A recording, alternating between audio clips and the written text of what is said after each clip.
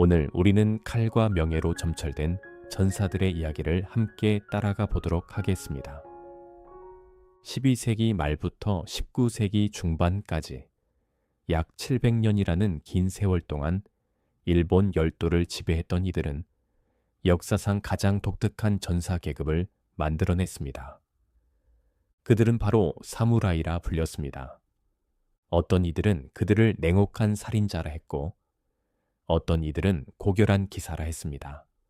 하지만 그들은 단순한 군인들이 아니었습니다. 그들은 정치가였고 예술가였으며 철학자였고 때로는 권력의 정점에 선 통치자였습니다. 사무라이, 이 말의 어원은 사부라우, 즉 귀인을 모시고 섬긴다는 뜻에서 왔습니다. 하지만 세월이 흐르며 그 의미는 완전히 달라졌습니다. 그들은 더 이상 단순히 섬기는 자가 아니었습니다.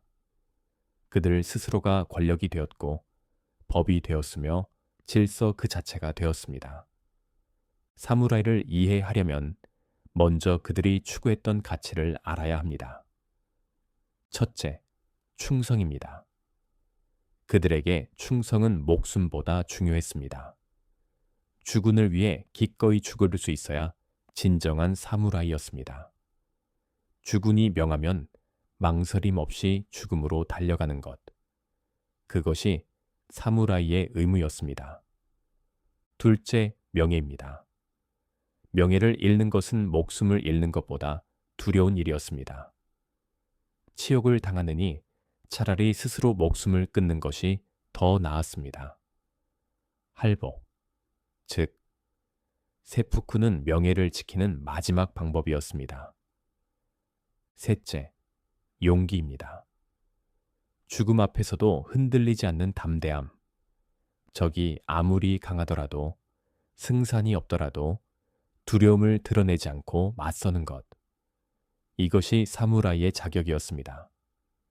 넷째, 자기 절제입니다.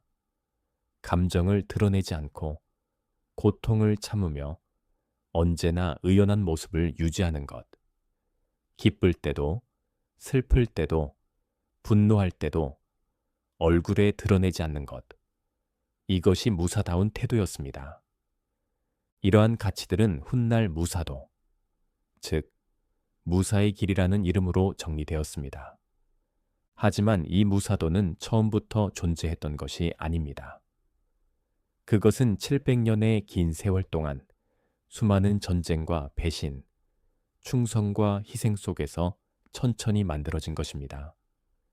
피로 물든 전장에서 한 사무라이가 이렇게 말했다고 합니다. 벚꽃은 일주일 만에 진다. 그 짧은 아름다움이 가장 찬란하다.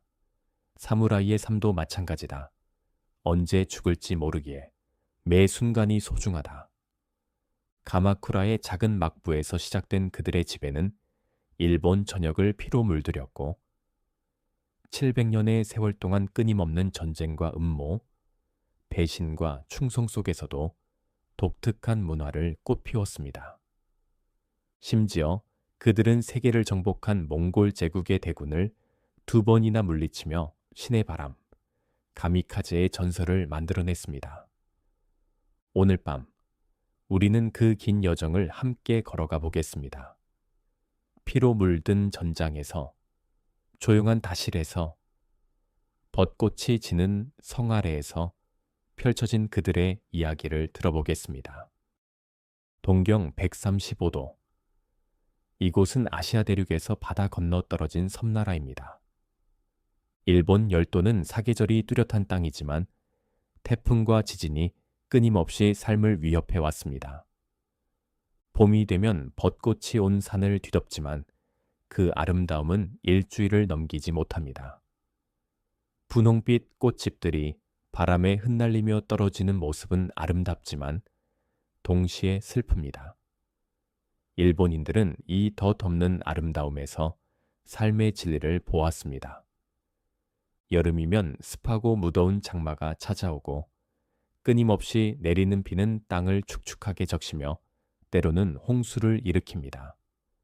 가을에는 거센 태풍이, 집과 배를 부수고 농작물을 쓸어갑니다. 겨울은 북쪽에서 내려오는 차가운 바람이 온 땅을 얼립니다. 특히 북부 지방은 눈이 수미터씩 쌓여 마을 전체가 고립되기도 합니다. 그리고 언제든 예고 없이 땅이 흔들립니다. 지진입니다. 때로는 작은 흔들림으로 끝나지만 때로는 모든 것을 무너뜨립니다. 집이 무너지고 사람들이 깔리고 불이 일어납니다. 이런 자연재해 속에서 살아남기 위해 사람들은 서로 의지하고 협력해야 했습니다. 하지만 동시에 한정된 자원을 두고 끊임없이 다투어야 했습니다. 산지가 국토의 약 70%를 차지하면서 사람들이 털을 잡을 수 있는 평야는 언제나 좁고 귀할 수밖에 없었습니다. 좁은 평야를 차지한 자는 부유해졌습니다. 쌀을 많이 수확할 수 있었고 사람들을 먹일 수 있었고 군대를 키울 수 있었습니다. 반대로 산속으로 밀려난 자는 가난했습니다. 척박한 땅에서는 작물이 잘 자라지 않았고 굶주림이 항상 곁에 있었습니다. 이 불평등은 자연스럽게 갈등을 낳았고 갈등은 폭력으로 이어졌습니다. 이곳이 바로 일본, 즉 오늘날의 혼슈, 규슈, 시코쿠, 홋카이도가 자리한 곳입니다. 이러한 자연환경은 사람들 사이의 협력과 통제를 필수로 만들었습니다. 그리고 그 과정에서 무력을 통해 질서를 유지하는 집단이 등장하게 됩니다. 처음에는 마을을 지키는 자경단이었습니다. 도적이 오면 함께 맞서 싸우고 이웃 마을이 침입하면 함께 방어하는 것이 그들의 역할이었습니다. 하지만 시간이 흐르며 이들은 단순한 수비대를 넘어섰습니다. 그들은 어릴 때부터 말 타는 법, 활 쏘는 법, 그리고 칼 휘두르는 법을 배웠습니다. 그들은 전문적인 전사가 되었고 점차 권력을 손에 넣기 시작했습니다. 땅을 지키던 자들이 이제는 땅을 지배하기 시작한 것입니다. 그들이 바로 오늘날 우리가 사무라이라고 부르는 전사들이었습니다. 사무라이들은 이 섬나라의 권력을 장악하고 700년이라는 긴 시간 동안 일본 사회의 중심에 서 있었습니다. 하지만 그 시작은 결코 화려하지 않았습니다. 그들은 먼지 날리는 시골길에서 피 묻은 전장에서 땀과 피를 흘리며 천천히 그러나 확실하게 자신들의 자리를 만들어갔습니다. 그리고 이제 그들의 시대가 열리려 하고 있었습니다.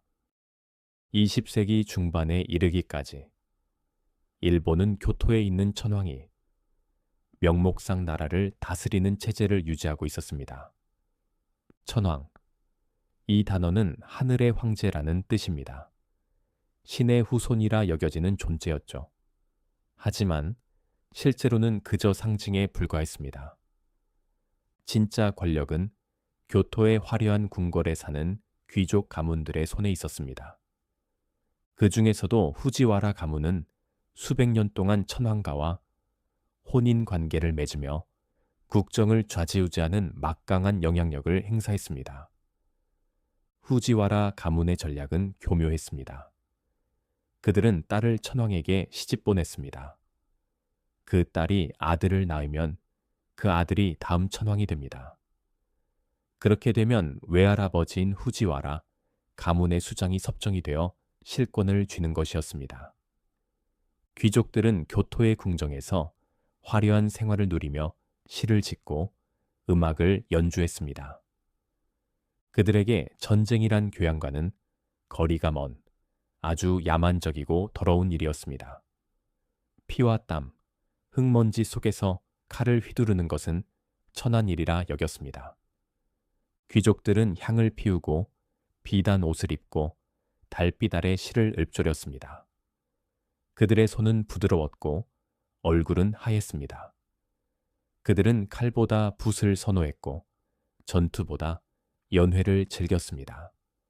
한 귀족은 이렇게 말했다고 합니다. 무사들은 짐승과 다를 바 없다. 그들은 교양도 없고 예의도 모른다. 그저 힘으로만 모든 것을 해결하려 든다. 하지만 지방의 현실은 전혀 달랐습니다. 교토에서 멀리 떨어진 동쪽 지역, 오늘날의 간토평에서는 완전히 다른 세상이 펼쳐지고 있었습니다. 그곳에서는 황무지를 개간하고 자신의 땅을 지키기 위해 무기를 손에 쥔 사람들이 서서히 모습을 드러내기 시작했습니다. 이들은 교토의 귀족들처럼 비단 옷을 입지 않았습니다.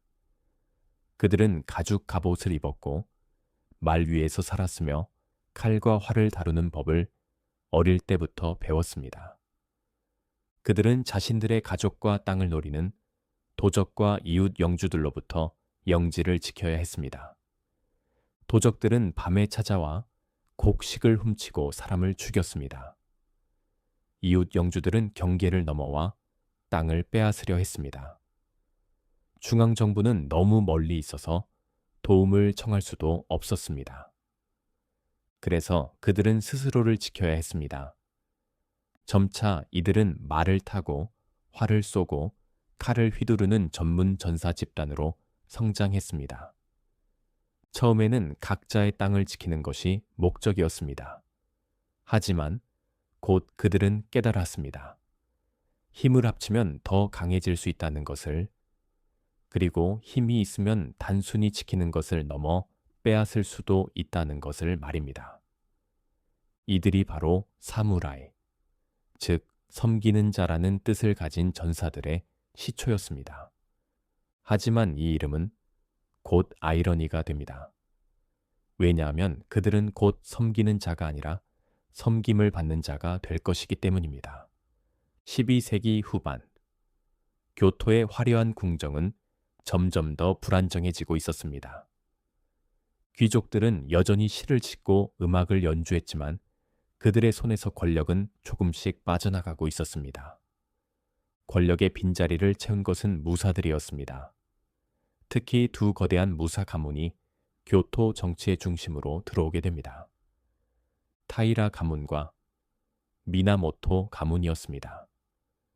두 가문 모두 천황의 후손이라고 주장했습니다. 천황의 아들이 너무 많아지면 일부는 황족에서 벗어나 신하가 되어야 했습니다. 그렇게 황족에서 무사로 신분이 바뀐 사람들이 바로 이 두 가문의 조상이었습니다. 하지만 같은 뿌리를 가졌다고 해서 친하지는 않았습니다. 오히려 정반대였습니다. 그들은 서로를 증오했고 권력을 두고 끊임없이 대립했습니다. 이 변화의 흐름 속에서 먼저 권력을 장악한 쪽은 타이라 가문이었습니다. 타이라 가문의 수장, 타이라노 키요모리는 뛰어난 정치가였습니다. 그는 무사 출신으로서는 처음으로 태정대신이라는 조정의 최고위직에 올랐습니다. 이것은 엄청난 사건이었습니다. 원래 태정대신은 오직 고귀한 귀족 가문 출신만이 오를 수 있는 자리였습니다. 하지만 이제 칼을 쥔 무사가 그 자리에 앉은 것입니다. 키요모리는 여기서 멈추지 않았습니다. 그는 자신의 딸을 천황에게 시집 보내고 외손자를 천황으로 옹립하며 사실상 일본의 정치를 손아귀에 넣게 됩니다.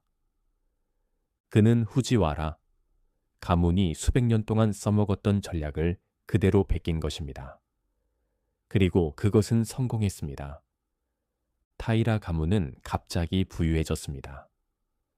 전국의 관직을 타이라 가문 사람들이 독점했고 무역을 통해 엄청난 돈을 벌었습니다. 키요모리는 교토에 화려한 저택을 지었고 귀족처럼 비단 옷을 입고 연회를 열었습니다. 한때 먼지 묻은 전사였던 그는 이제 권력의 정점에 서 있었습니다. 하지만 그에게는 치명적인 약점이 있었습니다. 바로 오만함이었습니다. 권력을 잡은 키요모리는 점점 더 독재적으로 변했습니다. 반대하는 자는 모두 제거했고 심지어 천황조차 자기 마음대로 폐위시키고 옹립했습니다. 그는 이렇게 말했다고 합니다. 타이라 가문이 아닌 자는 사람도 아니다. 이러한 권력의 집중은 곧 오만과 독재로 이어졌고 키요모리는 점점 더 많은 적을 만들어가게 됩니다. 그 적들 중 하나가 바로 미나모토 가문이었습니다. 그리고 이제 피할 수 없는 전쟁이 다가오고 있었습니다. 마침내 오랫동안 억눌려 있던 미나모토 가문이 타이라 가문에 맞서 봉기합니다. 이 반란은 단순한 권력 다툼이 아니었습니다. 이것은 일본의 지배 구조를 근본부터 바꾸게 될 대규모 내전의 시작이었습니다. 이 전쟁을 우리는 겐페이 전쟁이라 부릅니다. 겐은 미나모토의 다른 이름이고 페이는 타이라의 다른 이름입니다. 전쟁은 5년 동안 일본 전역을 피로 물들였습니다. 처음에는 타이라 가문이 우세했습니다. 그들은 더 많은 병사를 가지고 있었고 더 많은 자원을 동원할 수 있었고 무엇보다 중앙정부를 장악하고 있었습니다. 하지만 미나모토 가문에는 뛰어난 장수들이 있었습니다. 특히 미나모토 노 요시츠네는 천재적인 전략가였습니다. 그는 어릴 때 산속절에서 자랐습니다. 전설에 따르면 그는 산속에서 텐구, 즉 까마귀 요괴에게 검술을 배웠다고 합니다. 물론 이것은 전설일 뿐입니다. 하지만 그의 검술과 전략이 보통 사람을 뛰어넘었던 것은 사실입니다. 요시츠네는 적의 허를 찌르는데 천재였습니다. 그는 예상치 못한 곳에서 공격했고 불가능해 보이는 작전을 성공시켰습니다. 한 번은 가파른 절벽을 말을 타고 내려가 적의 배후를 기습했습니다. 누구도 그런 곳에서 공격이 올 거라고는 생각하지 못했기에 적은 완전히 무방비 상태였습니다. 수많은 전투가 벌어졌습니다. 교토 근처에서, 산속에서, 강가에서, 바다에서, 도처에서 전투가 일어났습니다. 귀족들의 화려한 저택들이 불탔습니다. 교토의 거리는 피로 물들었고 시체가 쌓여갔습니다. 전쟁은 점점 더 치열해졌고 점점 더 잔혹해졌습니다. 그리고 마침내 전쟁의 향방을 가를 결정적인 순간이 다가옵니다. 세토 내의 좁고 복잡한 해협 단노우라. 이곳에서 미나모토 가문과 타이라 가문의 함대가 정면으로 충돌했습니다.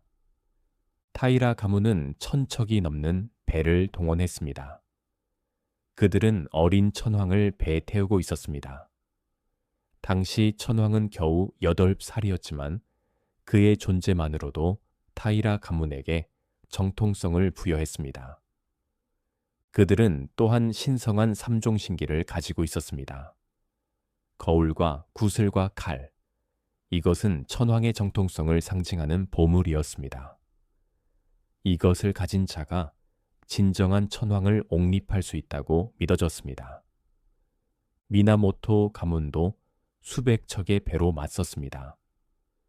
새벽 안개가 걷히고 두 함대가 서로를 마주 보았을 때 바다 위는 잠시 고요했습니다. 전사들은 숨을 죽였습니다. 노를 젓는 소리만이 물결 위에 울려 퍼졌습니다. 그리고 누군가의 함성과 함께 전투가 시작되었습니다. 화살이 비처럼 쏟아졌습니다.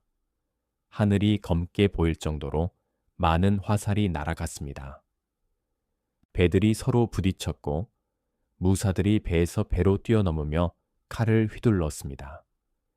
칼과 칼이 부딪히는 소리, 비명, 물에 빠지는 소리가 뒤섞였습니다. 바다는 붉게 물들었습니다. 전투 초반, 바다의 흐름을 잘 알고 있던 타이라 가문이 유세를 점하는 듯 보였습니다. 그들의 배는 조류를 타고 빠르게 움직였고 미나모토 가문의 배들을 압박했습니다. 승리는 타이라 가문의 것처럼 보였습니다. 타이라 가문의 무사들은 환호했습니다. 그들은 이미 승리를 확신했습니다. 하지만 운명은 잔인합니다. 전고가 지나자 조류의 방향이 바뀌기 시작했습니다. 세토 내의 조류는 하루에 2번 방향이 바뀝니다. 이제 타이라 가문의 배들이 조류를 거슬러야 했습니다.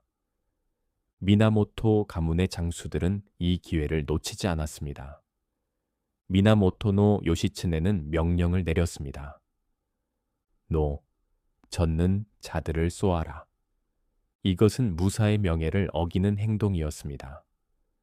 당시 전쟁의 규칙에서는 전투원이 아닌 젓는 사람들을 공격하지 않는 것이 불문율이었습니다. 하지만 요시츠네는 승리를 위해 그 규칙을 무시했습니다. 미나모토 가문의 궁수들이 타이라 가문배에 젓는 사람들을 집중적으로 쏘아 맞췄습니다. 젓는 사람들이 하나둘씩 쓰러지자 타이라 가문의 배들은 조종을 잃고 떠내려갔습니다. 전세는 서서히 뒤집히기 시작했습니다. 미나모토 가문의 화살이 끊임없이 쏟아졌고 타이라 가문의 배들은 하나둘씩 바닷속으로 가라앉았습니다. 타이라 가문의 무사들은 필사적으로 싸웠습니다.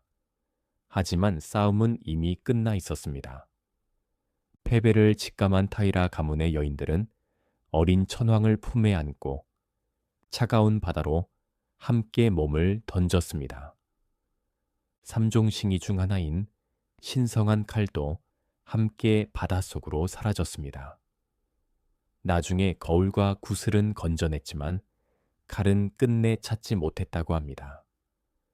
타이라 가문의 다른 여인들과 무사들도 차례차례 바다로 뛰어들었습니다. 그들은 적에게 사로잡혀 치욕을 당하느니 바다에서 명예롭게 죽기를 선택한 것입니다. 전설에 따르면 바다에서 희생된 타이라 가문의 무사들은 개로 환생했다고 전해집니다. 그래서 지금도 세토 내에서 잡히는 개의 등껍질에는 사무라이의 얼굴을 닮은 무늬가 새겨져 있다고 이야기됩니다. 어부들은 그런 개를 잡으면 다시 바다에 놓아준다고 합니다. 타이라 가문 무사들의 혼을 위로하기 위해서라고 합니다. 이 전쟁의 결과 미나모토 가문이 최종 승리를 거두었습니다. 일본의 역사는 완전히 새로운 국면으로 들어서게 됩니다. 교토의 귀족 시대는 끝났습니다. 이제 무사의 시대가 열린 것입니다. 전쟁에서 승리한 미나모토노 요리토모는 흥미로운 결정을 내립니다. 그는 교토로 들어가 권력의 중심에 앉지 않았습니다. 대신 동쪽 끝 가마쿠라라는 작은 어촌 마을에 본거지를 세웠습니다. 요리토모는 교토의 화려함이 타이라 가문을 망하게 했다는 것을 알고 있었습니다.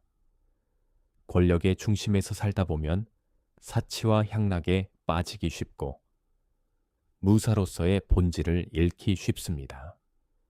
키요모리가 바로 그렇게 몰락했습니다. 처음에는 강인한 무사였지만 교토의 화려함에 취해 귀족처럼 변했고 결국 무사들의 지지를 잃었습니다. 요리토모는 같은 실수를 반복하고 싶지 않았습니다. 그래서 그는 의도적으로 교토에서 멀리 떨어진 곳을 선택했습니다. 가마쿠라는 삼면이 산으로 둘러싸이고 한 면이 바다로 막힌 천연 요새와 같은 지형이었습니다. 적이 쉽게 공격할 수 없었고 방어하기에 유리했습니다. 그리고 무엇보다 교토의 유혹에서 멀리 떨어져 있었습니다. 요리토모는 천황으로부터 세이타이 쇼군, 즉 오랑캐를 정벌하는 대장군이라는 공식 칭호를 받게 됩니다. 사람들은 이 긴 이름을 줄여 쇼군이라 불렀습니다. 이 칭호는 단순한 명예직이 아니었습니다. 천황은 여전히 교토에 머물며 상징적인 권위를 유지했습니다. 천황은 여전히 신의 후손이었고 여전히 신성했습니다. 사람들은 여전히 천황 앞에서 무릎을 꿇었습니다. 하지만 실제 정치와 군사 권력은 가마쿠레에 자리 잡은 쇼군의 손으로 완전히 넘어가게 된 것입니다. 이것은 일본 역사에서 매우 독특한 이중 구조였습니다. 권위와 권력이 분리된 것입니다. 천황은 권위는 있지만 권력은 없었습니다. 그는 의식을 주재하고 관직을 수여하고 상징적인 결정을 내렸습니다. 하지만 실제로 나라를 움직이는 힘은 없었습니다. 반대로 쇼군은 권력은 있지만 권위는 없었습니다. 그는 군대를 지휘하고 법을 만들고 세금을 거두었습니다. 하지만 그는 신의 후손이 아니었고 신성하지도 않았습니다. 하지만 실제로는 권력이 모든 것을 지배했습니다. 이것이 바로 막부 정치, 즉 바쿠후의 시작이었습니다. 막부란 원래 전쟁터에 장막을 친 본부를 뜻하는 말이었습니다. 장군이 전쟁터에서 작전을 지휘하던 텐트를 막부라고 불렀던 것입니다. 하지만 이제 이 말은 무사 정권 자체를 의미하게 됐습니다. 요리토모는 전국의 땅에 자신의 가신들을 지토, 즉 지도로 임명했습니다. 또한 각 지역마다 휴고, 즉 수호를 배치했습니다. 지토는 장원을 관리하고 세금을 거두었습니다. 그들은 농민들을 감독하고 수확을 확인하고 일정 비율을 세금으로 걷어 가마쿠라로 보냈습니다.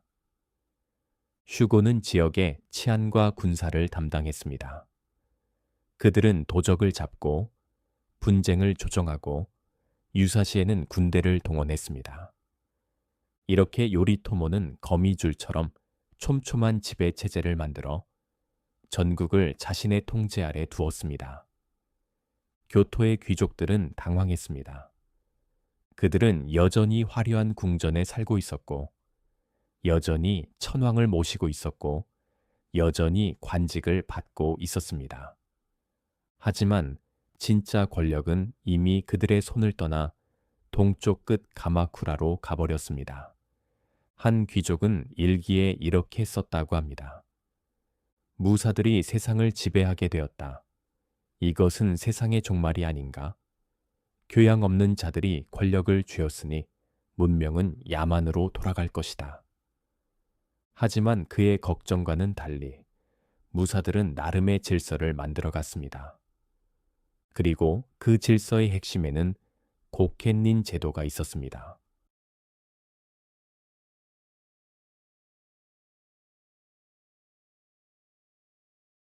가마쿠라 막부의 핵심은 고켄닌 제도였습니다. 고켄닌이란 가신, 즉 쇼군을 섬기는 무사를 뜻했습니다. 하지만 이 관계는 우리가 생각하는 단순한 주종 관계와는 달랐습니다. 쇼군과 가신의 관계는 일방적인 복종이 아니라 일종의 계약에 가까운 관계였습니다. 계약의 내용은 명확했습니다. 가신은 쇼군에게 충성을 맹세하고 전쟁에 참여하는 의무를 졌습니다. 쇼군이 부르면 언제든지 말에 올라 전장으로 달려가야 했습니다. 자신의 목숨을 걸고 싸워야 했습니다. 이것이 가신의 의무였습니다. 그 대가로 쇼군은 땅과 권리, 그리고 보호를 보장했습니다. 가신이 땅을 빼앗기면 쇼군이 되찾아 주었습니다. 가신이 억울한 일을 당하면 쇼군이 정의를 세워주었습니다. 가신이 공영에 처하면 쇼군이 도와주었습니다. 이것이 쇼군의 의무였습니다. 이는 단순한 상하 관계가 아니라 서로의 역할과 책임이 명확히 정해진 쌍방향의 관계였습니다. 만약 쇼군이 가신의 공을 정당하게 보상하지 않는다면 어떻게 될까요? 가신은 다른 주군을 찾아 떠날 수도 있었습니다. 물론 쉬운 일은 아니었지만 불가능하지도 않았습니다. 반대로 가신이 의무를 다하지 않을 경우는 어떨까요? 쇼군은 그의 영지를 몰수하며 관계를 끊을 수 있었습니다. 그리고 그 땅을 충성스러운 다른 가신에게 줄 수 있었습니다. 이것은 매우 실용적인 관계였습니다. 낭만적인 충성심만으로는 부족했습니다. 실제적인 이익과 의무가 맞물려야 했습니다. 서로에게 도움이 되어야 관계가 유지되었습니다. 이러한 시스템 속에서 사무라이들의 독특한 윤리가 형성되기 시작했습니다. 충성, 명예, 그리고 자기 희생. 충성은 맹목적인 복종이 아니라 계약에 대한 신의였습니다.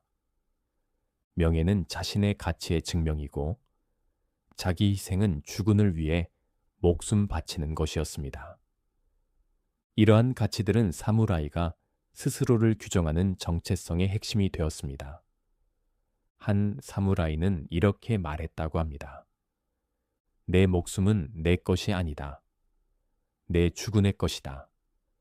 주군이 명하면 기꺼이 죽음으로 달려가겠다. 그것이 나의 명예이고 나의 의무이며 나의 길이다. 이것이 후에 무사도, 즉 무사의 길이라고 불리게 되는 사상의 시작이었습니다. 하지만 그 무사도조차 아무리 강한 가치와 제도라 하더라도 영원할 수는 없었습니다. 요리토모는 말에서 떨어지는 낙마 사고로 갑작스럽게 생을 마감합니다. 강건하고 권력욕이 강했던 쇼군이 단순한 낙마로 죽었다는 것은 많은 사람들에게 의심을 불러일으켰습니다. 암살이었을까요? 아니면 정말 사고였을까요? 진실은 역사 속에 묻혔습니다. 그의 죽음 이후 확고해 보이던 미나모토 가문은 중심을 잃고 빠르게 흔들리기 시작했습니다. 요리토모의 아들들이 차례로 쇼군이 되었지만 그들은 모두 젊은 나이에 의문의 죽음을 맞이했습니다. 첫째 아들은 암살당했습니다. 둘째 아들도 얼마 지나지 않아 죽었습니다. 병사했다고 하지만 역시 의문이 많았습니다. 미나모토 가문의 직계는 이렇게 끊어졌습니다. 그리고 가마쿠라 막부는 서서히 몰락의 길로 들어서는 것처럼 보였습니다. 하지만 권력은 사라지지 않았습니다. 단지 주인이 바뀌었을 뿐입니다. 요리토모가 사라진 뒤 실권은 곧바로 그의 아내 호조, 마사코의 친정 가문인 호조 가문으로 넘어가게 됩니다. 호조 마사코는 역사상 보기 드문 강인한 여성이었습니다. 남편이 죽고 아들들마저 차례로 죽어가는 와중에도 그녀는 냉정하게 권력을 장악했습니다. 사람들은 그녀를 아마 쇼군, 즉 여자 장군이라고 불렀습니다. 호조 가문은 교묘한 전략을 사용했습니다. 그들은 쇼군을 형식적인 존재로 남겨두었습니다. 심지어 교토에서 어린 황족을 데려와 허수아비 쇼군으로 앉혔습니다. 그리고 시켄, 즉 집권이라는 새로운 직책을 만들어 권력을 직접 장악했습니다. 천황이 쇼군의 허수아비가 되었듯 이제는 쇼군마저 시켄의 꼭두각시가 된 셈입니다. 이렇게 일본의 권력 구조는 점점 더 복잡한 형태로 변해갔습니다. 천황은 신성하지만 권력이 없고 쇼군은 명목상 지배자이지만 실권이 없고 시켄이 모든 것을 결정하는 기묘한 구조였습니다. 외국인들은 이 구조를 이해하기 어려워했습니다. 누가 진짜 지배자인가? 대체 누구에게 말을 해야 하는가? 하지만 일본인들에게는 이것이 자연스러웠습니다. 형식과 실체가 다른 것, 겉과 속이 다른 것, 이것이 일본 사회의 특징이었습니다. 하지만 이 복잡한 구조도 곧 거대한 폭풍 앞에서 흔들리게 됩니다. 동쪽에서 세계를 정복한 제국이 일본을 향해 시선을 돌리고 있었습니다. 유라시아 대륙 전체를 휩쓸며 거대한 제국을 건설한 몽골의 시선이 마침내 동쪽 끝 작은 섬나라를 향합니다. 칭기즈칸이 시작한 정복 사업은 그의 후손들에 의해 계속되었습니다. 그들은 중앙아시아를 정복했습니다. 페르시아, 러시아, 그리고 폴란드와 헝가리까지 침공했습니다. 유럽은 공포에 떨었습니다. 그리고 이제 칭기즈 칸의 손자인 쿠빌라이 칸이 중국 전역을 정복하고 원나라를 세웠습니다. 송나라는 오랫동안 버텼지만 결국 몽골의 압도적인 군사력 앞에 무릎을 꿇었습니다. 1000년 가까이 이어진 중국 문명의 자존심이 무너진 순간이었습니다. 쿠빌라이 칸은 대도, 즉 오늘날의 베이징에 화려한 궁전을 세우고 황제로 즉위했습니다. 하지만 그는 만족하지 않았습니다. 그의 눈앞에는 아직 정복하지 못한 땅이 남아 있었습니다. 동쪽 끝에 놓인 작은 섬나라, 일본입니다. 일본은 처음으로 대륙의 압도적인 힘과 정면으로 마주하게 됩니다.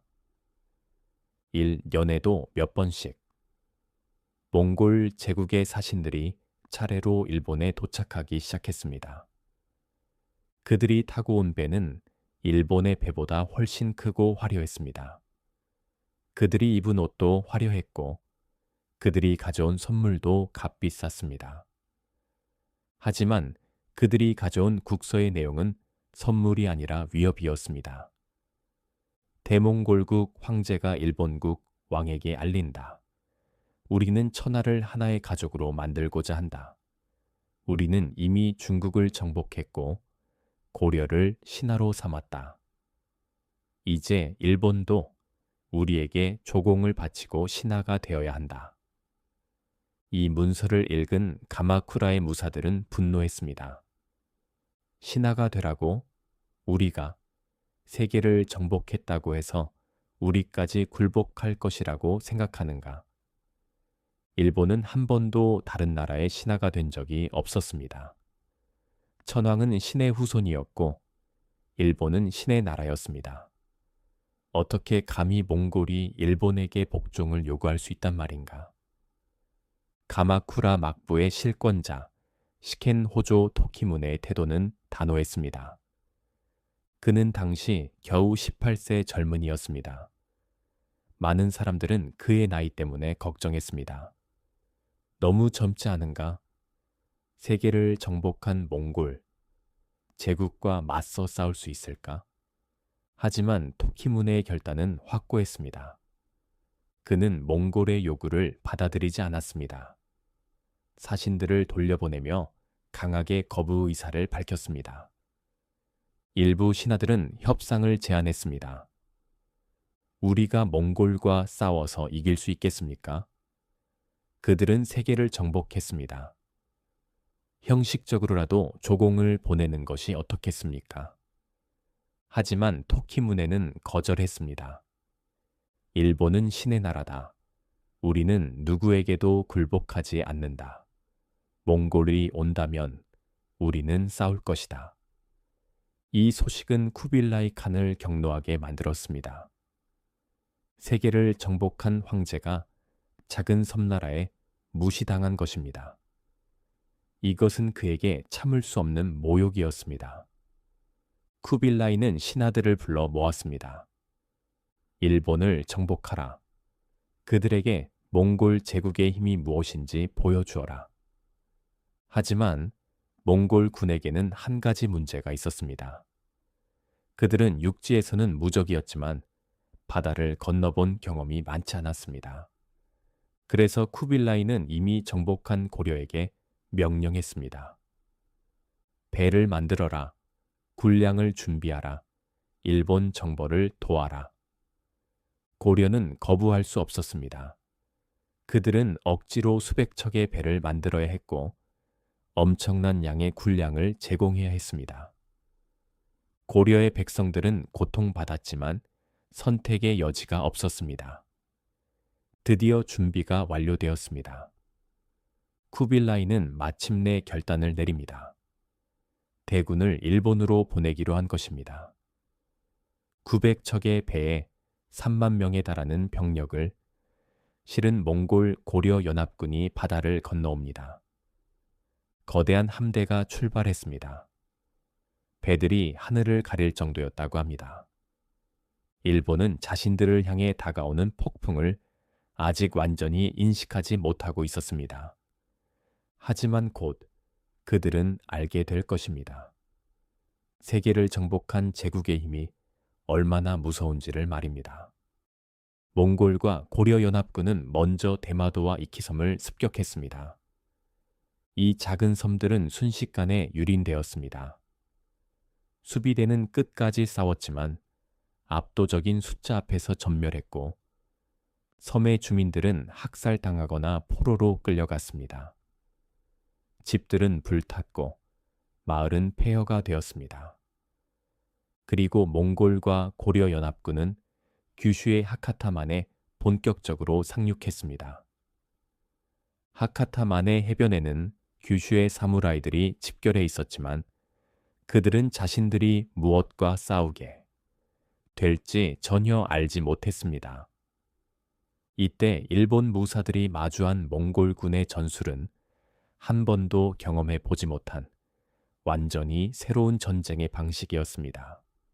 사무라이들은 전통적으로 명예를 중시했습니다. 전투가 시작되면 한 무사가 앞으로 나와 큰 소리로 외쳤습니다. 나는 구마모토의 미우라 가문 13대손 미우라 타로다. 내 조상들은 대대로 이 땅을 지켜왔다. 여기 나와 싸울 용사가 있는가? 그러면 상대편에서도 한 명이 나와 자신의 이름과 가문을 밝히고 1대1 결투를 벌이는 것이 관례였습니다. 이것이 명예로운 전쟁의 방식이었습니다. 하지만 몽골군은 그런 규칙을 전혀 따르지 않았습니다. 일본 무사가 이름을 외치며 앞으로 나오자 몽골군은 그를 향해 일제히 화살을 퍼부었습니다. 명예로운 결투를 기대했던 무사는 수십 개의 화살을 맞고 비명도 지르지 못한 채 쓰러졌습니다. 몽골군은 개인이 아니라 집단으로 움직였습니다.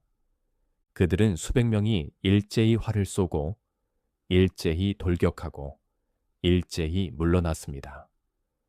마치 하나의 거대한 생물처럼 움직였습니다. 지휘관의 신호에 따라 전체가 움직였습니다. 북소리가 울리면 징역했고 징소리가 울리면 후퇴했습니다. 일본 무사들은 혼란에 빠졌습니다. 그들이 아는 전쟁의 규칙이 전혀 통하지 않았습니다. 여기에 더해 몽골군은 데츠하우라 불린 폭탄까지 사용했습니다. 대나무통에 화약과 쇠구슬을 넣은 이 무기는 던져지면 큰 소리와 함께 폭발하며 파편을 사방으로 흩뿌렸습니다. 폭발과 함께 굉음과 연기가 퍼지자 사무라이들의 말은 놀라 날뛰었습니다. 말들은 공포에 질려 제어할 수 없게 되었습니다. 기수들은 말에서 떨어졌고 전열은 순식간에 무너졌습니다. 하지만 사무라이들은 끝까지 용감하게 싸웠습니다. 한 무사는 화살이 어깨에, 다리에, 팔에 박혀도 계속 싸웠습니다. 다른 무사는 팔이 잘려도 칼을 놓지 않고 한 손으로 적을 배려했습니다. 그들은 용감했습니다. 하지만 용기만으로는 부족했습니다. 조직적으로 움직이는 몽골군 앞에서 개인의 용맹은 큰 의미가 없었습니다. 하카타의 해변은 일본 무사들의 피로 물들어 갔습니다. 그날 밤 살아남은 사무라이들은 절망했습니다. 이렇게 싸워서는 이길 수 없다. 그들은 우리가 아는 전쟁과는 완전히 다른 방식으로 싸운다.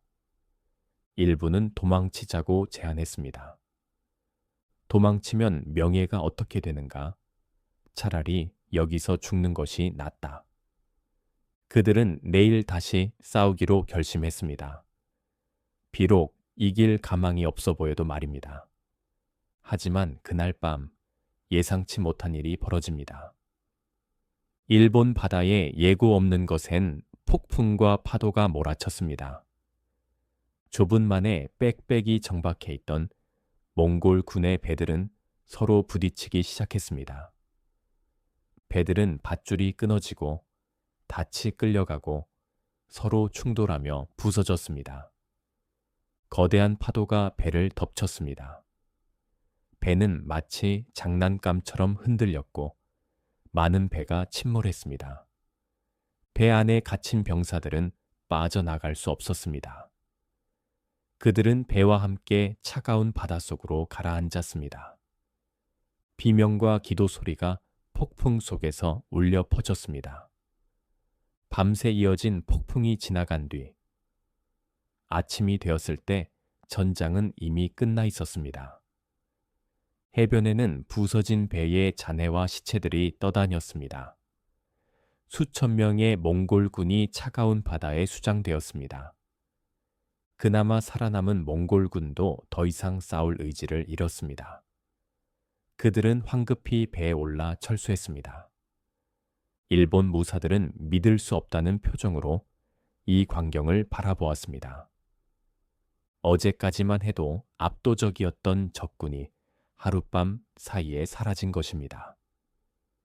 한 무사가 무릎을 꿇고 하늘을 향해 손을 모았습니다. 신이시여, 감사합니다. 당신께서 우리를 구해주셨습니다. 다른 무사들도 따라 무릎을 꿇었습니다. 이 일을 겪은 일본인들은 이를 단순한 우연으로 보지 않았습니다. 그들은 신이 보낸 바람이 나라를 지켜주었다고 믿었습니다. 그리고 그 바람을 가미카제, 신의 바람이라 부르게 됩니다. 신사에서는 특별한 의식이 열렸습니다. 승려들은 밤낮으로 경을 읽으며 신에게 감사를 표했습니다. 하지만 가마쿠라의 지도자들은 알고 있었습니다. 이것은 끝이 아니라는 것을, 몽골은 다시 올 것이라는 것을 말입니다. 쿠빌라이 칸은 포기하지 않았습니다.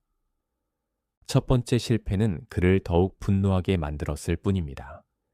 그는 더 큰 군대를 준비했습니다. 이번에는 규모가 훨씬 컸습니다.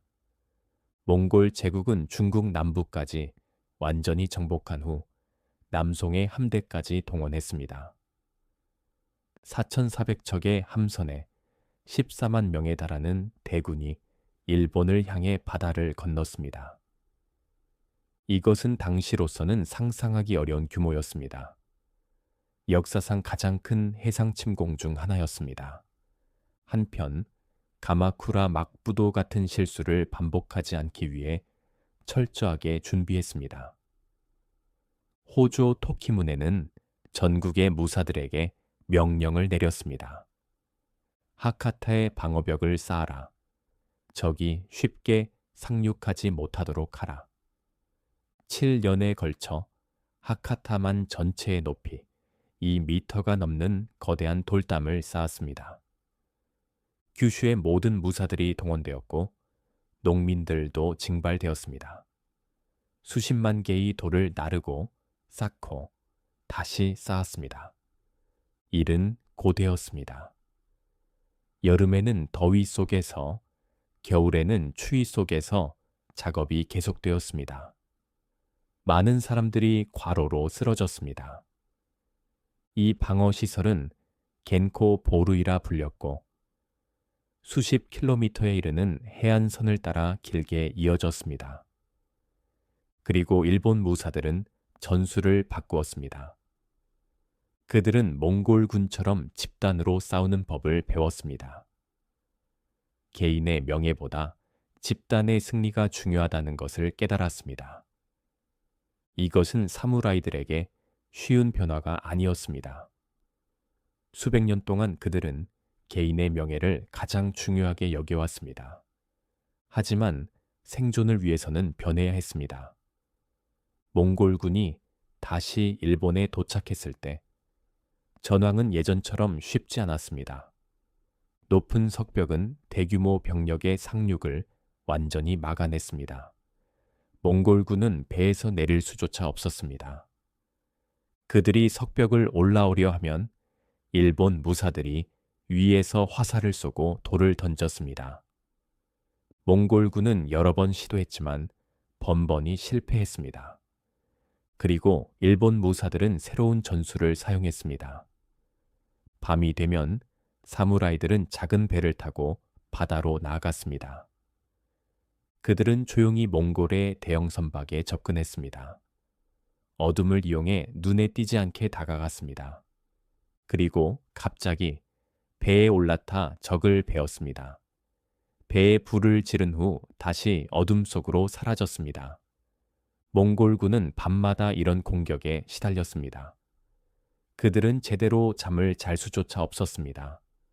언제 어디서 공격이 올지 몰랐습니다. 긴장감은 날로 높아졌고 피로가 쌓여갔습니다. 지속적으로 끈질긴 야간 공격과 완강한 저항 속에서 몽골군은 끝내 해안에 발을 붙이지 못했습니다. 이렇게 양측은 한 달이 넘도록 바다 위에서 팽팽한 대치를 이어갔습니다.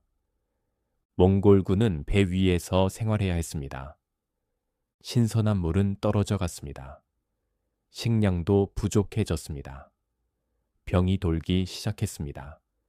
이질과 괴혈병이 퍼졌습니다. 사기는 떨어졌습니다. 병사들은 불평하기 시작했습니다. 언제까지 이 배 위에서 썩어야 하는가? 우리는 육지에서 싸우는 군대다. 바다는 우리의 전장이 아니다. 그러던 중 다시 한번 자연이 모습을 드러냅니다. 7월 말 하늘이 어두워지기 시작했습니다. 바람이 점점 강해졌습니다. 노련한 뱃사람들은 알아챘습니다. 태풍이 온다. 태풍이 다가오고 있었습니다. 이번 태풍은 이전보다 더욱 강력했습니다. 하늘은 완전히 검게 변했습니다. 비가 쏟아졌습니다. 바람은 너무 강해서 사람이 날아갈 정도였습니다. 파도는 산처럼 높아졌습니다. 거대한 파도가 배를 덮쳤고 배들은 마치 나무십처럼 뒤집히고 부서졌습니다.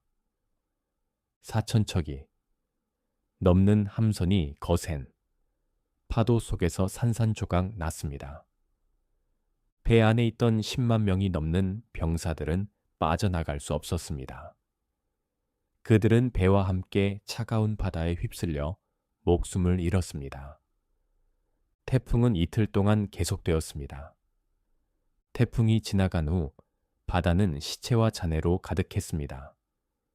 몽골의 대함대는 완전히 파괴되었습니다. 끝내 몽골군은 전열을 수습하지 못한 채 완전히 붕괴되었습니다. 쿠빌라이 칸의 야망은 2번 모두 바닷속으로 가라앉게 됩니다. 일본인들은 다시 한번 신에게 감사했습니다.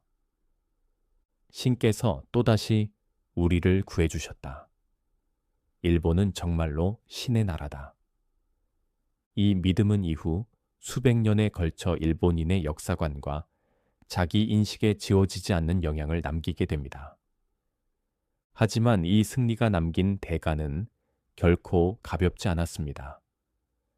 가마쿠라 막부는 정복전쟁이 아닌 방어전을 치렀기 때문에 새로 얻은 땅도 없었고 전리품으로 나눌 재산도 없었습니다.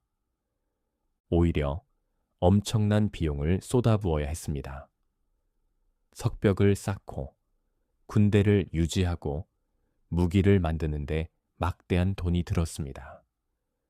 그 결과 목숨을 걸고 공을 세운 사무라이들에게 충분한 보상을 해줄 수 없었습니다. 사무라이들은 불만을 품기 시작했습니다. 우리는 목숨을 걸고 싸웠다. 가족을 두고 전장에 나갔다. 빚을 내서 무기와 갑옷을 샀다. 하지만 돌아온 것은 무엇인가? 아무것도 없다. 일부는 빚더미에 앉았습니다. 전쟁 준비를 위해 빌린 돈을 갚을 수 없었습니다. 땅을 팔아야 하는 사무라이도 생겼습니다. 가신들의 불만은 조용히, 그러나 끊임없이 쌓여갔습니다. 그 불만은 서서히, 그러나 멈추지 않고 막부의 기반을 갉아먹기 시작합니다. 외적과의 전쟁은 끝났지만 막부의 내부에서는 이미 붕괴가 시작되고 있었습니다. 그리고 머지않아 그 불만은 폭발하게 됩니다. 14세기 초 천황계에서 보기 드문 야심가가 등장했습니다. 후다이고 천황이었습니다. 대부분의 천황들은 자신의 운명을 받아들였습니다. 그들은 신성한 존재로 추앙받았지만 실제 권력은 없다는 것을 알고 있었습니다. 그들은 의식을 주재하고 시를 짓고 조용히 살다가 조용히 죽었습니다. 하지만 후다이고는 달랐습니다. 그는 어릴 때부터 역사책을 탐독했습니다. 옛날 천황이 직접 나라를 다스리던 시절의 이야기를 읽으며 자랐습니다. 그는 생각했습니다. 왜 나는 신의 후손이면서도 권력이 없는가? 왜 무사들이 나라를 지배하는가? 이것은 잘못된 것이다. 나는 이것을 바로잡을 것이다. 후다이고 천황은 가마쿠라 막부를 무너뜨리기 위한 비밀 계획을 세웠습니다. 그는 은밀히 불만을 품은 무사들과 접촉했습니다. 승려들에게 협력을 요청했습니다. 천천히, 조심스럽게 반란을 준비했습니다. 하지만 이 계획은 사전에 발각되고 말았습니다. 막부의 첩자가 천황의 계획을 보고했고 막부는 즉각 행동에 나섰습니다. 천황은 체포되어 오키 섬으로 유배되었습니다. 오키 섬은 일본 본토에서 멀리 떨어진 외딴 섬이었습니다. 그곳은 황량하고 추웠으며 파도가 거칠었습니다. 천황은 그곳에서 감시를 받으며 지내야 했습니다. 대부분의 사람들은 그가 그곳에서 일생을 마칠 것이라고 생각했습니다. 한 천황의 야망이 이렇게 끝나는구나. 사람들은 그렇게 생각했습니다. 하지만 후다이고 천황은 포기하지 않았습니다. 유배된 지 1년이 지난 어느 날 밤, 천황은 대담한 탈출을 감행했습니다. 그는 충성스러운 신하들의 도움을 받아 작은 배에 몸을 숨겼습니다. 경비병들이 자고 있는 사이 그들은 조용히 섬을 빠져나갔습니다. 거친 파도를 헤치고 본토에 도착한 천황은 즉시 전국에 호소문을 보냈습니다. 나는 진정한 천황이다. 막부는 부당하게 나를 가두었다. 충성스러운 신하들이여, 나를 도와 막부를 무너뜨리자. 오랜 세월 쌓여온 무사들의 분노와 좌절은 이 호소에 빠르게 반응했습니다. 특히 몽골과의 전쟁 후 제대로 보상받지 못한 사무라이들이 천황의 편에 섰습니다. 그 중심에는 구스노키, 마사시게라는 인물이 있었습니다. 마사시게는 작은 영주에 불과했습니다. 하지만 그는 뛰어난 전략가였습니다. 특히 게릴라 전술의 대가였습니다. 그는 산속에 치하요성이라는 요새를 만들었습니다. 그리고 막부군을 유인하여 기습 공격을 가했습니다. 막부군은 마사시게를 잡기 위해 수만 명의 군대를 보냈지만 번번이 실패했습니다. 마사시게는 적은 병력으로 큰 병력을 물리쳤습니다. 돌을 굴려내리고 함정을 파고 밤에 기습하며 적을 괴롭혔습니다. 또 다른 무사 닌타 요시사다도 천황 편에 섰습니다. 요시사다는 미나모토 가문의 후손으로 본래 막부에 충성해야 할 입장이었습니다. 하지만 그는 막부의 부패와 불의를 보고 천황 편을 선택했습니다. 막부는 이미 정의를 잃었다. 나는 진정한 주군을 섬기겠다. 그리고 결정적인 순간이 찾아왔습니다. 막부의 핵심 장군이었던 아시카가 타카우지마저 막부를 배신하고 천황의 편으로 돌아섰습니다. 타카우치는 막부에서 가장 강력한 군대를 지휘하고 있었습니다. 그의 배신은 전쟁의 흐름을 완전히 바꾸어 놓았습니다. 타카우치가 이끄는 군대는 교토로 진격했고 막부군을 격파했습니다. 가마쿠레에서는 호조 가문의 저항이 있었지만 그것도 오래가지 못했습니다. 가마쿠라 막부는 마침내 무너졌습니다. 150년 동안 일본을 지배했던 무사 정권의 첫 시대가 이렇게 막을 내리게 됩니다.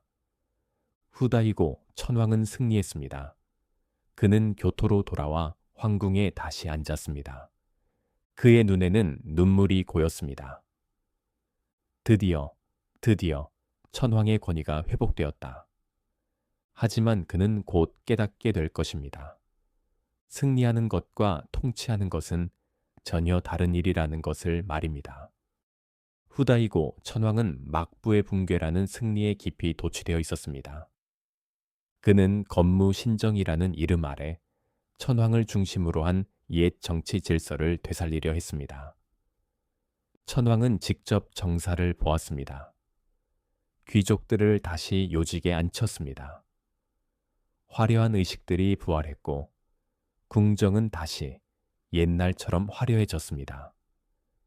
하지만 그의 정치는 점점 현실과 동떨어져 갔습니다. 가장 큰 문제는 무사들에 대한 처우였습니다. 목숨을 걸고 전장에서 싸운 무사들에게는 마땅한 보상이 돌아가지 않았습니다. 대신 전쟁에는 참여하지도 않았던 귀족들이 높은 관직과 많은 토지를 받았습니다. 무사들은 분노했습니다. 우리는 칼을 들고 싸웠다. 피를 흘렸다. 동료들이 죽는 것을 보았다. 하지만 돌아온 것은 무엇인가? 교토의 귀족들이 우리의 공을 가로챘다. 한 사무라이는 이렇게 말했다고 합니다. 막부 시절이 더 나았다.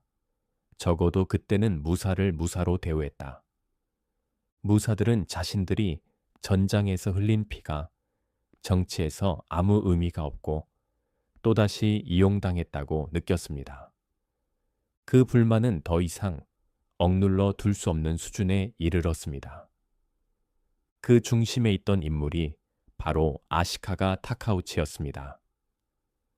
타카우치는 막부를 무너뜨린 최대 공신이었습니다.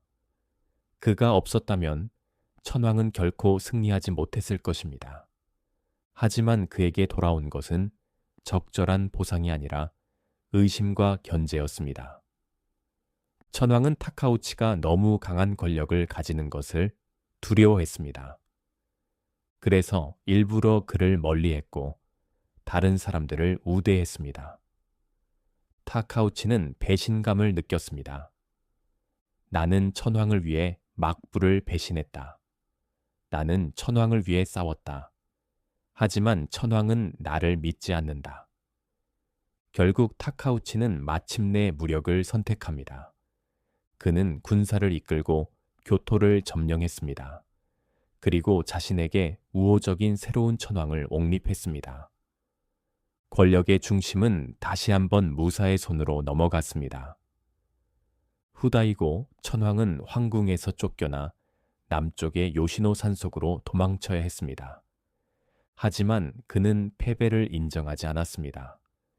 요시노에서 그는 자신이 진짜 천황임을 선언했습니다. 그리고 끝까지 저항을 이어갔습니다. 이로써 일본에는 기묘한 상황이 벌어졌습니다. 두 명의 천황이 동시에 존재하게 된 것입니다. 교토에는 아시카가 타카우치가 세운 북조의 천황이 있었고 요시노에는 후다이고가 이끄는 남조가 있었습니다. 왕권이 둘로 갈라진 이 혼란의 시대를 역사는 남북조 시대라 부릅니다. 천황의 권위는 처음으로 분열되었고 일본은 장기간의 내전에 발을 들이게 됩니다. 아시카가 타카우치는 교토에 새로운 무사 정권을 세웠습니다. 무르마치 막부가 탄생한 것입니다. 하지만 남조는 끝내 굴복하지 않았습니다. 구스노키 마사시게는 여전히 후다이고 천황에게 충성했습니다. 그는 여러 번 절망적인 상황에서도 기적적으로 승리했습니다. 그의 전략은 천재적이었고 그의 용기는 전설적이었습니다. 하지만 미나토가와 전투에서 그는 마침내 압도적인 적군에 포위되었습니다. 타카우치가 이끄는 대군이 사방에서 몰려왔습니다. 마사시게의 군대는 적에 비해 너무 적었습니다. 승리는 불가능했습니다. 마사시게는 이것을 알고 있었습니다. 하지만 그는 도망치지 않았습니다. 패배를 직감한 마사시게는 동생 마사세와 함께한 절로 들어갔습니다. 두 사람은 마주 앉았습니다. 마사시게가 물었습니다. 동생이여, 그대의 마지막 소원은 무엇인가? 마사세가 대답했습니다. 칠생보국, 7번 다시 태어나서도 나라를 위해 싸우겠습니다. 마사시게가 웃으며 말했습니다. 나도 같은 소원이다. 그리고 두 사람은 함께 할복했습니다. 마사시게의 죽음은 남조에게 큰 타격이었습니다. 하지만 그의 충성심은 오랫동안 일본인의 기억 속에 남게 됩니다. 후대의 사무라이들은 마사시게를 충성의 상징으로 여겼습니다. 마사시게의 죽음 이후에도 남북조의 대립은 쉽게 끝나지 않았습니다. 전쟁은 50년 이상 계속되었습니다. 하지만 시간이 흐르며 사람들은 지쳐갔습니다. 양측 모두 결정적인 승리를 거두지 못한 채 소모전만 이어졌습니다. 이 혼란을 정리한 인물이 아시카가 요시미스였습니다. 요시미스는 무력과 외교를 동시에 활용했습니다. 그는 남조를 군사적으로 압박하면서도 동시에 협상을 제안했습니다. 마침내 남조는 항복을 결정했습니다. 56년 만에 남북조 시대는 막을 내렸습니다. 천황은 다시 하나가 되었고 정치는 무로마치 막부를 중심으로 안정을 되찾기 시작했습니다.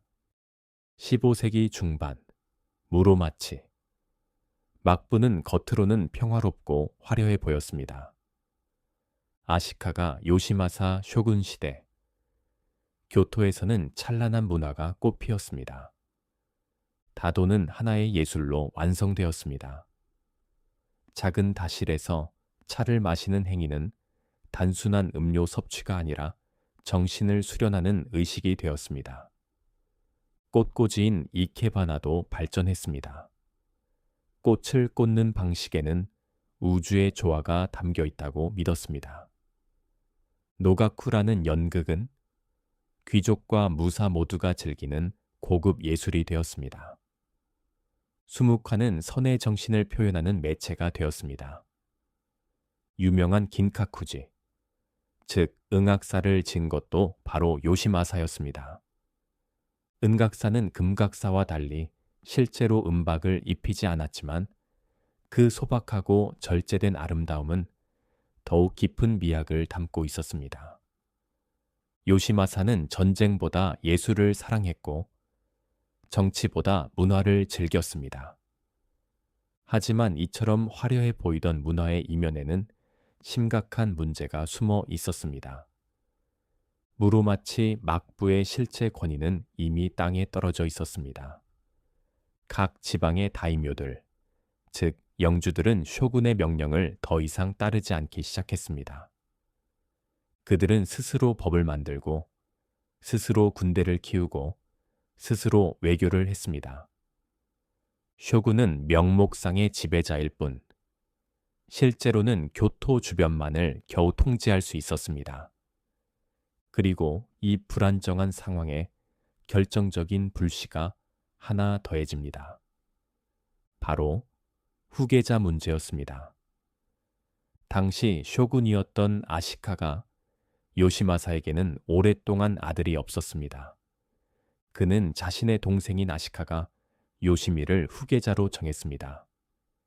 요시미는 원래 승려가 되어 절에 있었습니다. 하지만 형의 부름을 받고 환속했습니다.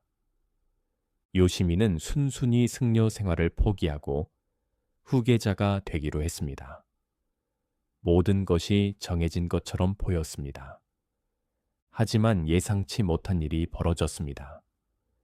뒤늦게 요시마사의 아내 히노 토미코가 아들을 낳은 것입니다. 그 아이가 아시카가 요시히사였습니다. 토미코는 강인하고 야심찬 여성이었습니다. 그녀는 자신의 아들을 차기 쇼군으로 만들고자 했습니다. 내 아들이 있는데 왜 시동생이 쇼군이 되어야 하는가? 요시마사는 우유부단한 성격이었습니다. 그는 결정을 내리지 못했습니다. 동생에게 약속한 것도 있고 아내의 요구도 무시할 수 없었습니다. 그는 그저 이 문제를 회피했습니다. 이 선택, 아니 선택하지 않음은 엄청난 결과를 가져왔습니다. 후계자 문제는 단순한 가정사가 아니었습니다. 이것은 막부의 권력 구조 전체를 뒤흔드는 정치적 갈등으로 번져갔습니다. 전국의 유력 다이묘들은 이 문제를 두고 서로 다른 선택을 하게 됩니다. 동쪽을 기반으로 한 호소카와 카츠모토는 요시미를 지지했습니다. 그는 원래 약속을 지켜야 한다고 주장했습니다. 서쪽의 강자 야마나 소제는 요시히사의 편에 섰습니다. 그는 토미코와 정치적 동맹을 맺었습니다. 두 다이묘는 막부에서 가장 강력한 세력이었습니다. 그들의 대립은 곧 전국적인 갈등으로 번졌습니다. 다른 다이묘들도 양측 중 하나를 선택해야 했습니다. 중립을 지키는 것은 불가능했습니다. 어떤 이들은 신념 때문에 편을 선택했습니다. 하지만 대부분은 자신의 이익을 위해 선택했습니다. 오랜 적대 관계에 있던 가문들은 서로 다른 편을 선택했습니다. 심지어 같은 가문 안에서도 형제가 다른 편을 선택하는 경우가 있었습니다. 후계자 문제는 곧 세력 다툼으로 변했고 교토는 폭풍 전야의 긴장 속에 잠기게 됩니다. 이 갈등은 머지않아 말로 해결될 수 없는 단계로 치달았습니다. 그리고 일본은 단 한 번의 충돌로 수십 년에 걸친 혼란 속으로 빠져들게 됩니다. 정월, 교토 한복판에서 마침내 양측의 군대가 충돌했습니다. 처음에는 국지적인 소규모 충돌에 불과했습니다. 하지만 곧 전국의 다이묘들이 각자의 이해관계에 따라 동군과 서군으로 갈라져 가담하면서 싸움은 걷잡을 수 없이 커져갔습니다. 동군 16만 명, 서군 11만 명, 총 27만 명에 이르는 엄청난 군사가 교토에 집결했습니다. 천년의 역사를 지닌 고도교토는 순식간에 전쟁터로 변했습니다. 처음에는 그래도 규칙이 있었습니다. 사원과 신사는 공격하지 않기로 했고 민간인은 해치지 않기로 했습니다. 하지만 전쟁이 길어지면서 그런 규칙들은 모두 무너졌습니다. 아름다운 사원들이 불탔습니다. 천년된 불상들이 부서졌습니다. 귀중한 경전들이 재가 되었습니다. 사람들로 북적이던 거리는 잿더미로 변했습니다. 상인들은 도망쳤고 장인들은 일을 멈췄습니다. 시장은 폐쇄되었고 거리에는 시체가 굴러다녔습니다. 도시가 살아있는 문명이라기보다 무너진 폐허에 가까워졌습니다. 전투는 거리마다 벌어졌습니다. 동군과 서군은 교토를 둘로 나누어 대치했습니다. 그들은 참호를 파고 바리케이드를 쌓고 화살을 쏘았습니다. 밤에는 기습 공격이 벌어졌고 낮에는 소규모 전투가 계속되었습니다. 이 전쟁은 무려 11년 동안이나 계속되었습니다. 11년입니다. 한 세대가 전쟁 속에서 자라났습니다. 전쟁을 모르는 아이가 없었습니다. 그런데 아이러니한 것은 이 전쟁의 명분이었던 후계자 문제는 이미 의미를 잃었다는 것입니다. 전쟁 중에 요시마사는 쇼군에서 물러났고 아들 요시히사가 쇼군이 되었습니다. 문제는 해결된 것처럼 보였습니다. 하지만 전쟁은 멈추지 않았습니다. 왜냐하면 이미 전쟁은 후계자 문제를 넘어섰기 때문입니다. 이것은 권력 투쟁이 되었고 각 다이묘들의 생존 싸움이 되었습니다. 서군의 야마나 소젠과 동군의 호소카와 카츠모토가 잇따라 병으로 숨졌습니다. 두 사람은 죽기 전 회담을 가졌다고 합니다. 그들은 서로를 바라보며 쓸쓸하게 웃었다고 합니다. 우리가 무엇을 위해 싸웠는가? 우리는 무엇을 얻었는가? 하지만 그들이 죽은 후에도 전쟁은 계속되었습니다. 이미 전쟁은 그들의 손을 벗어나 있었습니다.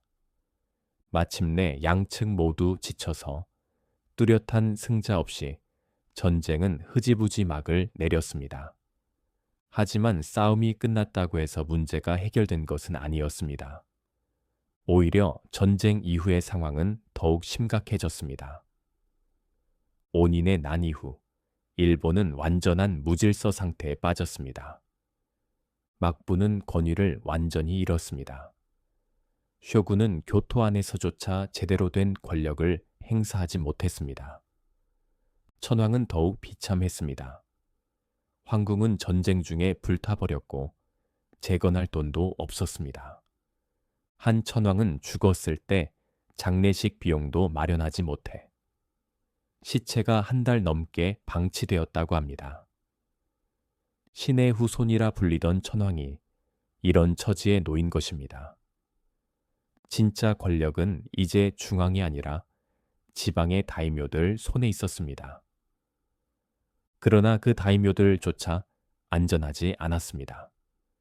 자신의 가신들에게 배신당하는 일이 더 이상 낯설지 않았습니다. 이 시기 사람들 사이에서는 한 단어가 널리 쓰이기 시작합니다. 게코쿠조, 아래가 위를 이긴다는 뜻이었습니다. 주인이 가신에게 쫓겨나고 아버지가 아들에게 배신당하고 형이 동생에게 죽임을 당하는 일이 일상이 되었습니다. 이제 정의는 혈통으로 결정되지 않았습니다. 힘으로 결정되었습니다. 출신이 어디든 가문이 어떻든 중요하지 않았습니다. 농민 출신도 용맹하고 교활하면 무사가 될 수 있었습니다. 무사는 주인을 배신하고 영주가 될 수 있었습니다. 영주는 이웃을 정복하고 큰 다이묘가 될 수 있었습니다. 힘으로 권력을 빼앗고 땅을 차지하는 자가 곧 승자였습니다. 한 다이묘는 이렇게 말했다고 합니다. 혈통이 무슨 소용인가? 칼이 있으면 그것이 정이다. 이것은 잔혹한 시대였지만 동시에 기회의 시대이기도 했습니다. 능력 있는 자는 출신에 상관없이 올라갈 수 있었습니다. 질서는 무너졌고 야망은 자유로워졌습니다. 그리고 이 피로 물든 혼란 속에서 일본 역사상 가장 극적인 통일의 시대가 준비되고 있었습니다. 오늘 우리는 사무라이 시대의 긴 여정 중 첫 번째 부분을 함께 걸어왔습니다. 12세기 말 교토의 귀족들이 지배하던 시대가 끝나고 무사들이 권력을 잡는 순간부터 시작된 이야기였습니다. 우리는 단노우라의 붉은 바다를 보았습니다. 타이라 가문의 여인들이 어린 천황을 안고 바다로 뛰어드는 장면을 보았습니다. 우리는 가마쿨에 세워진 최초의 무사 정권을 보았습니다. 쇼군과 가신의 계약 관계, 그리고 충성과 명예의 가치가 형성되는 과정을 보았습니다. 우리는 세계를 정복한 몽골, 제국의 대군이 일본을 침공하는 장면을 보았습니다. 그리고 신의 바람, 가미카제가 2번이나 일본을 구하는 기적을 보았습니다. 우리는 후다이고 천황의 야망과 실패를 보았습니다. 남북조로 갈라진 일본, 그리고 구스노키, 마사식의 충성과 희생을 보았습니다. 그리고 마침내 우리는 온인의 난을 보았습니다. 교토가 불타고 질서가 무너지고 게코쿠조의 시대가 열리는 것을 보았습니다. 하지만 이것은 끝이 아닙니다. 이것은 시작일 뿐입니다. 이제 일본은 전국시대로 접어듭니다. 앞으로 100년 동안 일본 전역에서는 수백 명의 다이묘들이 서로를 쓰러뜨리며 살아남기 위한 싸움을 벌이게 됩니다. 그 혼란 속에서 3명의 위대한 통일자가 차례로 등장합니다. 첫 번째는 오다 노부나가입니다. 그는 냉혹한 혁명가였습니다. 그는 구질서를 파괴하고 새로운 세상을 열려 했습니다. 하지만 그의 꿈은 혼노지의 화염 속에서 끝나게 됩니다. 두 번째는 도요토미 히데요시입니다. 그는 농민의 아들로 태어나 천하를 통일한 입지전적 인물입니다. 하지만 그의 야망은 조선 침략이라는 비극으로 이어집니다. 세 번째는 도쿠가와 이에야스입니다. 그는 인내의 사람이었습니다. 그는 기다릴 줄 알았고 마침내 250년 동안 지속될 에도 막부를 세우게 됩니다. 그리고 그 250년 후 서양의 검은 배가 일본에 도착하며 사무라이 시대는 마침내 막을 내리게 됩니다. 메이지 유신, 근대화, 그리고 사무라이의 종말. 하지만 사무라이의 정신, 무사도는 사라지지 않았습니다. 충성, 명예, 용기, 자기 절제. 이러한 가치들은 형태를 바꾸어 오늘날까지 일본 문화 속에 살아있습니다. 벚꽃은 여전히 일주일 만에 집니다. 그 짧은 아름다움이 여전히 가장 찬란합니다. 사무라이들이 추구했던 것은 영원한 삶이 아니라 짧지만 찬란한 순간이었습니다. 죽음을 두려워하지 않고 명예를 위해 살고 주군을 위해 기꺼이 목숨을 바치는 것. 그것이 사무라이의 길이었습니다. 오늘 밤 우리가 함께 걸어온 이 긴 여정은 단순히 과거의 이야기가 아닙니다. 이것은 인간이 어떻게 질서를 만들고 가치를 형성하고 문화를 발전시켜 왔는지에 대한 이야기입니다. 이것은 권력과 명예, 충성과 배신, 전쟁과 평화에 대한 이야기입니다. 그리고 무엇보다 이것은 한 사회가 어떻게 혼란 속에서도 자신만의 독특한 정체성을 만들어 왔는지에 대한 이야기입니다. 벚꽃이 지는 일본의 봄처럼 사무라이의 시대도 언젠가는 지고 말았습니다. 하지만 그 아름다움은, 그 정신은 역사 속에 영원히 남아 있습니다. 그리고 언젠가 우리는 다시 만나 사무라이의 이야기를 계속 이어가게 될 것입니다.